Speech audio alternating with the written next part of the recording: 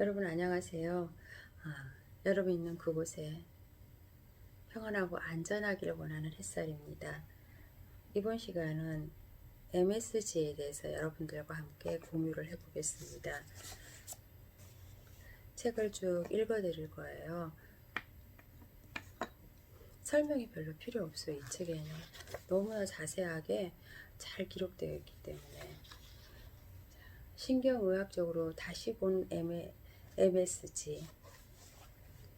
지난 세월 대한민국에서는 MSG가 겪었던 운명을 실로 기고하다.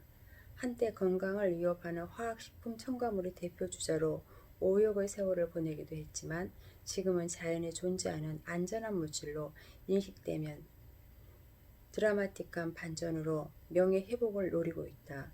몇 해 전 공중파 방송에서 MSG에 대한 다큐멘터리 반영이 되었으며 젊은이들 사이에선 MSG는 적어도 소금보다 안전한 물질로 인식되고 있다. 방송의 핵심은 MSG의 주 성분인 글루탐산이 소고기나 콩에도 많이 존재하는 자연 물질이라는 것이다. 식품 첨가물 MSG와 자연식품에 존재하는 글루탐산이 분자 구조학적으로 별 차이가 없기 때문에 안전하다고 강변하는데 실은 그 반대다. MSG는 식품업계의 주장처럼 분자 구조적으로 비교해 보는데 그칠 것이 아니라 뇌신경학적으로 들여다볼 필요가 있다. MSG 글루탐산 나트륨 주성분인 글루탐산은 다시마, 쇠고기, 버섯, 굴 등에도 들어있는 아미노산으로 분자 구조가 같다는 말은 크게 보았을 때 틀린 말은 아니다. 그런데 글루탐산은 다시마, 쇠고기 같은 음식보다 우리 뇌에 훨씬 더 많이 들어있다. 글루탐산은 뇌의 신경 전달 물질을 조절하는데 뇌에 존재하는 자연 물질 중 가장 독성이 강한 것으로 알려져 있다. 치명적이진 않지만 개인의 건강에 큰 악영향을 끼칠 수 있다. 글루탐산은 특히 어른보다 성장기 어린이의 뇌에 더 심각한 영향을 끼치는 것으로 알려져 있다. 그래서 뇌에는 다량의 글루탐산이 있지만 이 글루탐산은 뇌에 막 흩어져 있는 것이 아니라 마이크로클리아 안에 잘 보관되어 있다. 평소에 휴면 상태가 반수면 상태로 있다가 필요에 따라 혹은 사고에 의해 글루탐산이 분비된다. 그렇다면 우리 몸은 왜 이러한 위험한 물질을 뇌에 잔뜩 보관하고 있을까? 글루탐산은 뇌 발달에 가장 중요한 역할을 하는 물질 중 하나다. 뇌가 발달하는 과정에서 중요한 순간마다 글루탐산 농도가 올라갔다 내려갔다 조절되면서 뇌의 신경 다발들을 연결한다.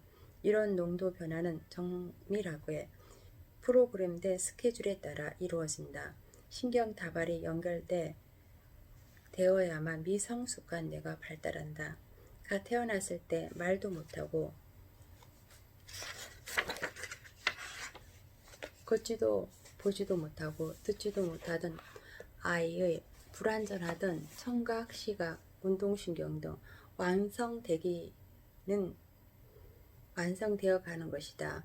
글루탐산이 없으면 뇌 발달에 문제가 생긴다. 그래서 우리의 뇌는 위험한 물질인 글루탐산을 잔뜩 보관하고 있는 것이다. 잘못된 시기에 너무 많은 글루탐산이 분비되거나 과다한 글루탐산에 노출되면 뇌 신경을 연결하는 데 문제가 생긴다. 우울증도 그 결과 중 하나일 수 있다. 어떤 문제들을 가볍게, 어떤 문제들은 심각하다. 가벼운 문제들로는 집중력 장애, 학습 장애, 언어 발달 장애, 행동 발달 장애, 반항, 위험한 행동, 학교 생활, 적응 장애 등이 있을 수 있다. 보다 심각한 문제로는 정신분열증, 강박장애, 잦은 손떨림, 숫자 세기, 확인하기, 청소하기 등 중독, 폭력적 성향, 자살 충돌, 불안증, 우울증 등 들을 수 있다. 이 모든 것이 글루탐산이 과다할 때 나타날 수 있는 증상들이다.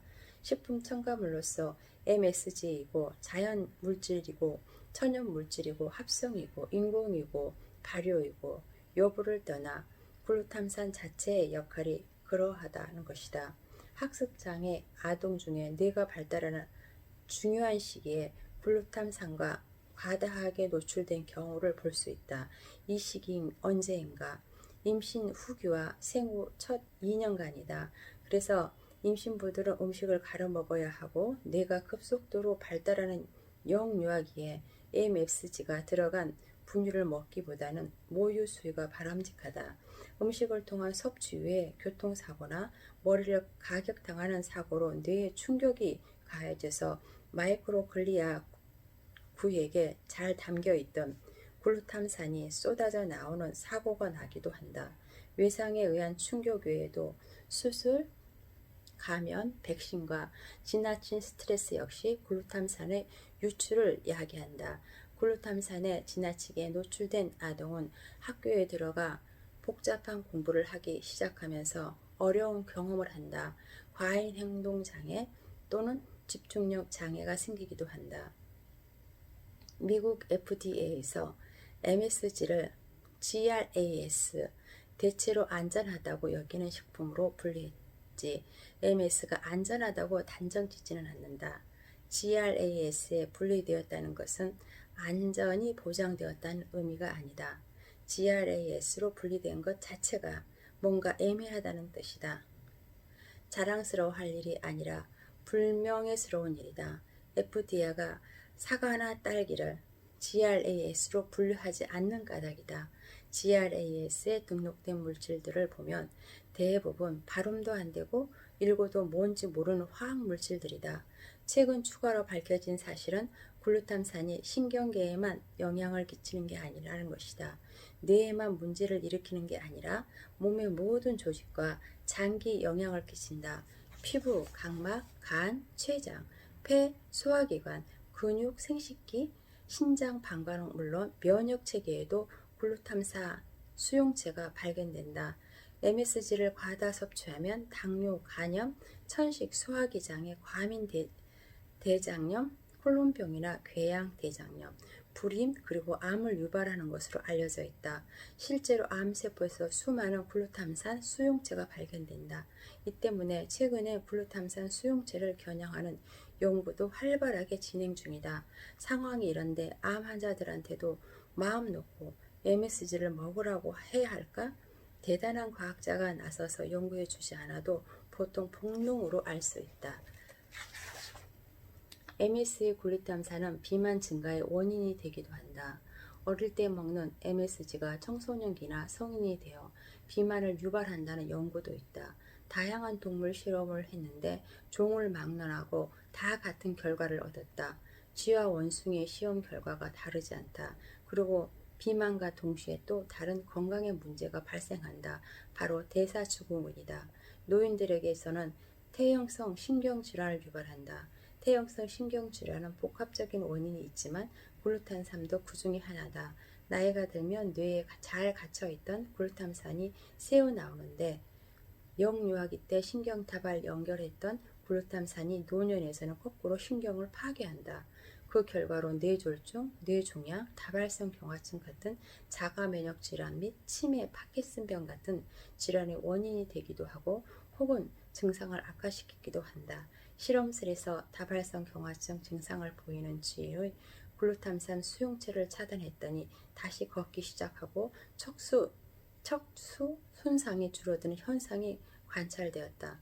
또한 뇌염이나 뇌수막염 같은 간염성 질환의 회복 경과도 영향을 끼친다. 그렇다면 우리 몸을 어떻게 보호해야 할까? 바로 음식이 답이다.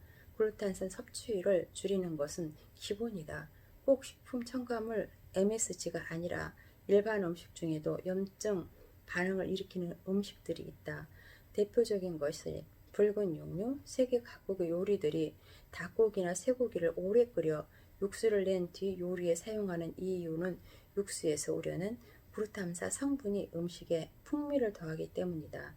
붉은 육류에는 글루탐산 성분뿐 아니라 철분도 많은데 이는 체내 염증 반응을 증가시킨다. 식품업계에서는 식품 첨가물인 MSG가 쇠고기에 들어있는 자연산 글루탐산이 다 똑같은 것이므로 MSG는 안전하고 실컷 먹어도 괜찮다고 주장하지만 오히려 정성껏 끓인 육수라 할지라도 지나치면 좋은 게 없다는 사실이다. 두유나 두부를 포함한 대두 제품 역시 글루탐산 함유량이 높다. 버섯과 토마토에도 글루탄산이 많이 들어있는데 토마토를 끓여 만든 토마토 소스를 더 많다. MSG를 어떻게 정리하면 좋을까? 먹어야 하나 말아야 하나? 그 다지 어려운 고민은 아니다. 담배야 다를 바 없다. 기호식품으로 필요한 사람들과 좋아하는 사람들만 알아서 먹으면 그만이다. 각자 알아서 할 일이다. 다만 안전하다, 괜찮다는 정보는 외국만은 막아야 한다. 왜냐하면 적어도 폐암에 걸린 사람에게 의사가 금연을 권고하는 정도는 되어야 하지 않을까. MSG를 먹으면 편두통을 절대 못 고친다. 또한 체중 감량이나 비만 치료도 불가능하다. 이렇게 말하고 있습니다. MSG, 화학 첨가물 식품. 이렇게 우리의 생활을, 우리 몸을 공격하고 있는데 우리는 정말 먹어야 되는 좋은 식품인가 우리는 한 번쯤 생각을 해봐야 할 것 같습니다.